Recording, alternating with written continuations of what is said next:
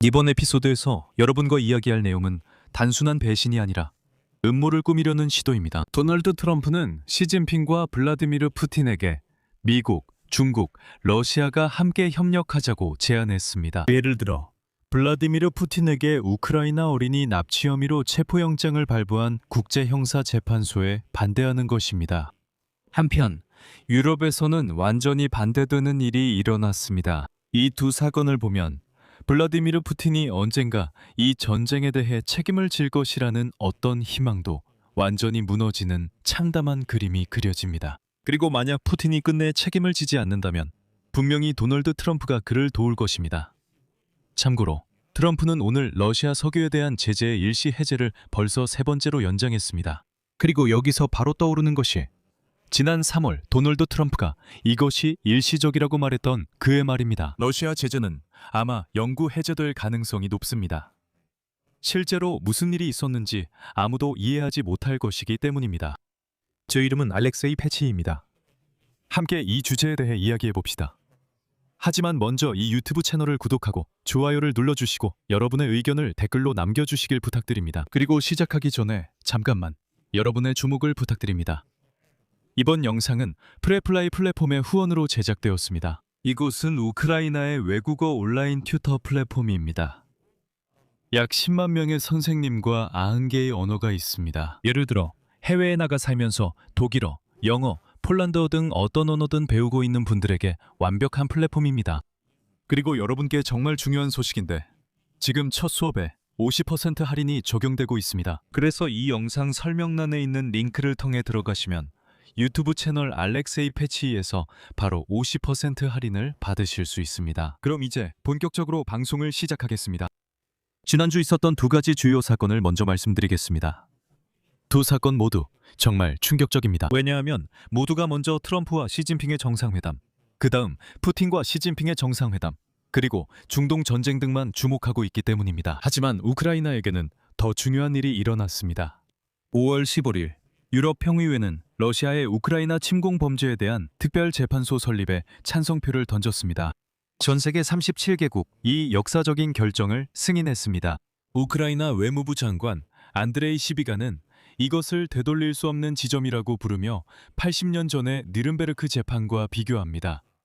네덜란드는 이미 헤이그에서 블라디미르 푸틴과 모든 야만적인 러시아인들을 재판할 재판소의 첫 단계를 유치하기로 했습니다. 유럽연합은 이미 이 재판소의 운영을 위해 첫 번째로 1,000만 유로를 지원했습니다. 그리고 이 사건이 있은 지 불과 사흘 만인 5월 18일 재무부 장관이 등장했습니다. 미국의 스콧 베센트가 소셜 네트워크 X에 게시글을 올리며 워싱턴이 러시아산 석유에 대한 임시 제재 예외를 세 번째로 30일 더 연장한다고 발표했습니다. 전쟁이 진행되는 동안 수십억 달러가 러시아 예산으로 흘러들어가게 되는 겁니다. 만약 여러분이 이해하지 못했다면 네, 미국은 이란과의 전쟁을 그렇게 성공적으로 수행하고 있어서 이제 세 번째로 제재를 해제해 석유 가격을 구하려 하고 있습니다. 러시아를 상대로는 스포일러지만 도움이 되지 않아요. 하지만 이 두 사건 사이에 일어난 일은 훨씬 더 흥미롭고 훨씬 더 위험합니다. 파이낸셜 타임스는 베이징 협상의 정통한 소식통을 인용해 기사를 게재했습니다.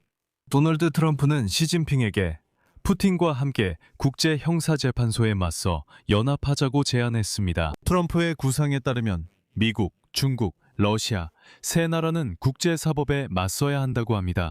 세 나라처럼 보이지만 서로 다른 뉴스 같아 보여도 결국 모두 하나의 이야기입니다. 그리고 그 이야기는 바로 이것입니다. 유럽이 푸틴에게 형사 책임을 묻는 동안 도널드 트럼프는 바로 그 푸틴과 함께 그 책임 추궁에 반대하는 연합을 만들고 동시에 전쟁 자금을 차단하기 위해 부과된 제재도 해제하고 있습니다. 차례로 살펴보겠습니다.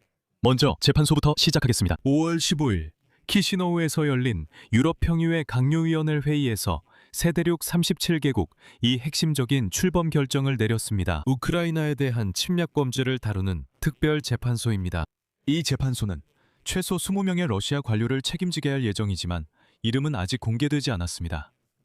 블라디미르 푸틴이 포함되는 것은 이미 분명합니다. 네덜란드는 헤이그에서 재판소의 첫 단계 운영을 맡기로 동의했습니다. 이는 아름다운 역사적 평행선입니다. 여기서 근본적으로 이해해야 할 점은 이 재판소가 이미 푸틴에 대한 체포영장을 발부한 국제형사재판소와는 다르다는 것입니다. 범죄 구성에서 차이가 있습니다. 국제형사재판소, 즉 ICC는 2023년에 푸틴에 대해 구체적인 전쟁 범죄로 체포영장을 발부했습니다. 우크라이나 아동의 불법 강제 이송과 추방입니다. 중요한 점입니다. 하지만 이것은 전쟁을 일으킨 것 자체에 대한 책임을 묻는 것과는 다릅니다. 형식적인 이유로 국제형사재판소는 현재 푸틴도 처벌할 수 없습니다. 또한 다른 더러운 러시아인들도 우크라이나 침공 자체에 대해 직접적으로 책임을 묻지 못합니다. 그래서 이 특별재판소가 만들어지는 것입니다. 핵심은 전쟁 범죄나 인도에 반하는 범죄의 경우에는 전쟁에 참여한 일반 병사들, 그것도 양쪽 모두를 기소할 수 있다는 점입니다. 침략 범죄는 다른 나라를 공격하기로 결정한 국가의 지도부에게만 적용될 수 있습니다. 즉, 이건 푸틴을 직접 겨냥한 것입니다. 파트루셰프, 쇼이구, 그리고 다른 모든 사람들, 라브로프, 피스코프, 마샤 자하로바 등 결정에 참여한 모든 사람들에게 해당됩니다. 이는 전쟁 시작 결정에 대한 개인적 책임입니다. 하지만 여기서부터 진정한 배신이 시작됩니다. 러시아 쪽이 아니라 러시아에게는 다른 걸 기대하지도 않았으니까요. 워싱턴 쪽입니다. 파이낸셜 타임스에 따르면 도널드 트럼프는 시진핑과의 정상회담에서 미국, 중국, 러시아가 국제형사재판소에 맞서는 연합을 만들자고 제안했다고 합니다. 즉, 우크라이나에 대한 침략에 대해 국제적 정의를 상징해야 했던 그 재판소에 반대하는 것이죠.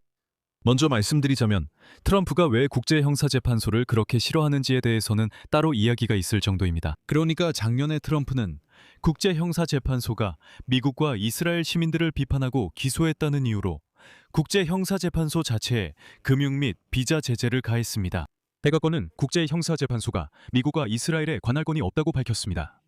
두 나라는 로마 규정 당사국이 아니기 때문입니다. 왜냐하면 두 나라 모두 로마 규정의 당사국이 아니기 때문입니다. 즉 트럼프는 국제형사재판소가 마음에 들지 않아 제재를 한 것입니다. 이제 도널드 트럼프가 중국, 러시아와 함께 재판소를 없애자고 제안하고 있습니다. 그리고 지금 저는 이스라엘 사람들이 분명히 이렇게 말할 거라고 확신합니다. 바로 베냐민 네타냐후에 대해서도 국제형사재판소가 가자지구에서의 범죄로 체포영장을 발부했지만 그들은 이것이 불법이라고 주장할 것입니다. 그 영장이 명백히 불법이라고 주장할 것입니다. 그런데 국제형사재판소에 맞서서 여러분을 변호해줄 사람들이 블라디미르 푸틴과 그의 관료들, 그리고 도널드 트럼프와 시진핑이라면 어떤 기분이 들겠습니까? 이 점을 한번 생각해 보시기 바랍니다. 그리고 이제 이 이야기의 세 번째 부분입니다.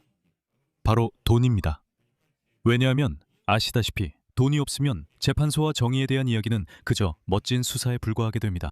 5월 18일, 유럽에서 재판소 결정이 내려진 지 정확히 사흘 뒤에 미국 재무장관 스콧 베손트가 이렇게 발표합니다. 인용하자면 미국 재무부는 임시로 30일짜리 일반 라이선스를 발급합니다. 가장 취약한 국가들이 현재 해상에 있는 러시아산 석유에 일시적으로 접근할 수 있도록 하기 위해서입니다.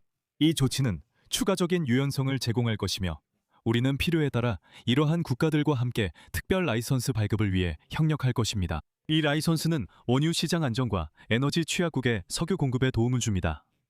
이타적으로 저소득 국가를 돕고 있네요. 러시아산 석유 주요 구매자가 누군지 아세요? 중국. 5월 정확히 며칠 뒤에는 유럽. 금융 전문가 스콧 베손트는 이렇게 말합니다.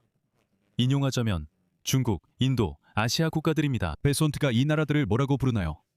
가장 취약한 국가에 라이선스를 제공한다니 정말 위선적이네요. 스콧 베손트는 트럼프의 이란 제재가 전 세계 취약국가 육아 문제의 원인임을 언급하지 않았습니다.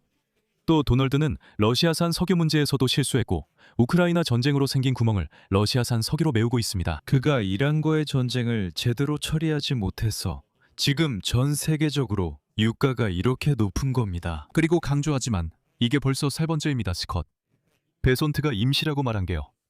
그리고 같은 스콧 베손트가 3월에 처음으로 이 라이선스를 발급할 때도 이렇게 말했습니다. 들어보세요. 이건 임시입니다. 30일짜리예요. 절대 연장하지 않을 겁니다.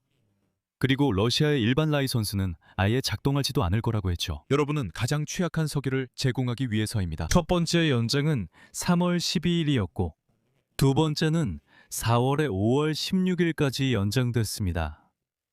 그리고 세 번째는 5월 18일에 발표됐는데 이게 바로 이런 임시적인 제재 해제 연장입니다. 하지만 국제관계협의회의 자료에 따르면 제재 예외는 정확히 인용하자면 재무부가 러시아에 임시 일반 면허를 발급해서 취약한 Соглашением санкционное исключение, 하루 동안 유지되고 있습니다. 러시아 제재 해제는 인도, 인도네시아 등 아시아 국가들 사이에서 큰 인기를 끌고 있습니다. 이들 국가는 5월에 손해를 봤습니다. 재판소 결정 며칠 뒤 재무장관 스콧 베선트는 재무부가 취약계층 지원을 위해 면허를 발급한다고 밝혔습니다. 그 자신이 이들 국가들에게 러시아산 석유 구매를 중단하라고 요구했습니다. 하지만 다시 한번 강조하자면 그는 이란과의 전쟁에서 그냥 완전히 실패했습니다. 그리고 다음 회차에 있을 내용을 미리 말씀드리자면 이 부분에 대해 더 자세히 논의할 예정입니다. 오늘 트럼프는 5월 19일 페르시아 금융재판소에서 스콧 베손트와 3번 재판하려 했지만 만류당했고 현장에서는 아무도 내용을 이해하지 못했다고 주장했습니다. 트럼프는 이미 이렇게 말했습니다. 만약에 무슨 일이 있으면 금요일에 공격한다. 바로 5월 20일 그때 공격하겠다고 했습니다. 그의 계획에는 오늘이 포함되어 있었습니다. 가장 취약한 러시아산 석유를 임시로 제공하기 위해 임시 주간 허가증을 발급합니다. 그 석유는 바다에 있습니다. 금요일에 공격합니다. 그리고 트럼프는 미국 내에서 인기가 없는 이란과의 전쟁이 곧 인기가 있을 것이라고 말했습니다. 그는 이렇게 말합니다. 미국인들은 바보입니다. 그들은 단지 재정적인 이유로 이 모든 것이 왜 필요한지 전체 인문에 따르면 전쟁과 재무가 발행하는 것이 인기가 있어야 한다고 말합니다. 임시로 이렇게 말합니다. 가장 중요한 것을 제공하기 위해 보세요. 여러분은 언젠가 저에게 임시로 제공된 석유에 대해 감사하게 될 겁니다. 그렇지 않나요? 여러분의 의견과 결론을 이 영상 아래 댓글로 남겨주세요. 채널을 구독하고 알림 설정을 눌러주시고 좋아요도 잊지 마세요. 이 유튜브 채널의 활동을 지원하고 싶으시다면 후원으로 하실 수 있습니다. 스콧 베손트는 이렇게 말합니다. 인용하자면 재무부는 가장 취약한 러시아 석유를 제공하기 위해 하루짜리 임시 허가를 내렸다고 합니다. 바다가 있습니다.